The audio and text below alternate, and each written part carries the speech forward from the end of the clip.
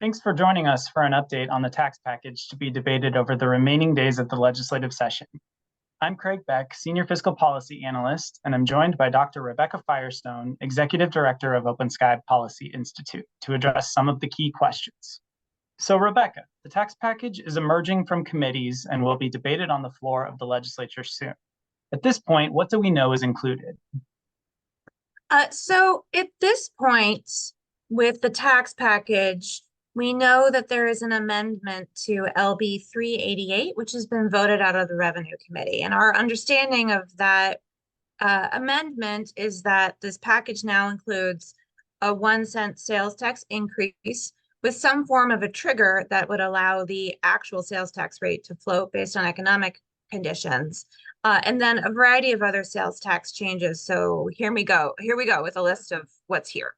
A repeal of several sales tax exemptions, including on things like pop candy and dry cleaning services, a new tax on advertising services, an increase in several specific excise taxes, including an increase in the cigarette tax, an increase on the tax on vaping devices, a new tax structure for CBD and hemp products, a new revenue cap for cities and counties, and a new sales tax exemption for residential utilities. We are also expecting to see a change in the structure of the refundable income tax credit for school district property taxes paid, as well as additions to foundation aid provided to public schools as the mechanism that will actually lead to reductions in property taxes.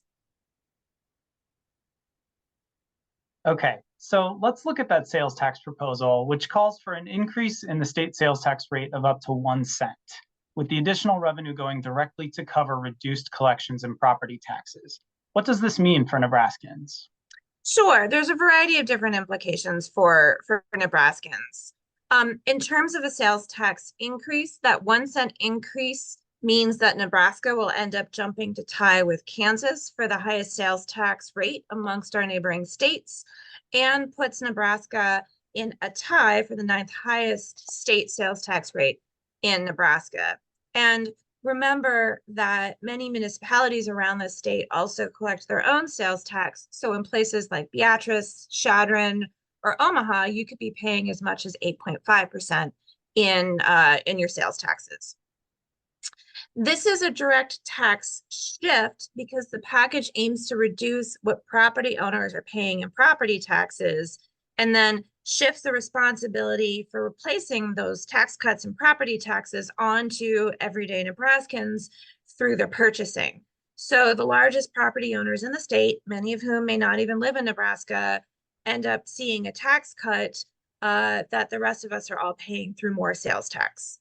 We have done some modeling about what this tax shift would look like with our partners, the Institute on Taxation and Economic Policy.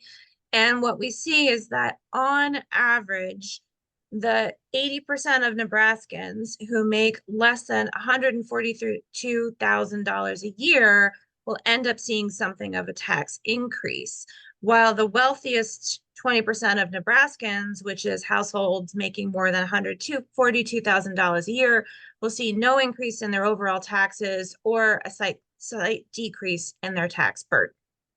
Essentially, this tells us that a property tax reduction for about 80% of Nebraskans on average will be less than the increase that they end up paying in sales taxes. Thanks. So the proposal calls for reducing property taxes by sending more in-state aid to K through 12 schools. How is that accomplished, and what does that mean for our students? So we understand there's two different components to how property taxes will end up getting reduced. And some of this is still getting negotiated and worked out.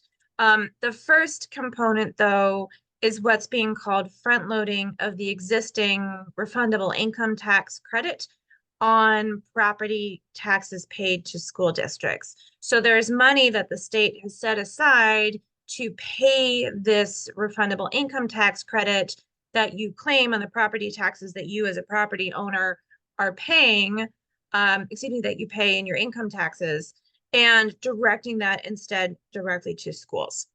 We're also hearing that there will be an increase in the amount of foundation aid that that the state provides to K through 12 schools. And that foundation aid is a flat amount per student that school districts receive in state funding. Importantly, that foundation aid is not responsive to the needs of students or to the needs of school districts. It is just a flat amount that is really an increase in state aid to schools for specifically the purpose of reducing property taxes. It's not responsive to the needs of schools or targeted for improvements in student achievement. And the package extends revenue caps on school district budgets enacted last year to cities and counties. Why is this important, and how local governments provide their services? Sure. So those revenue caps are challenging for local governments in terms of their ability to make sure that they can set the budgets to provide the services that their constituents are looking for.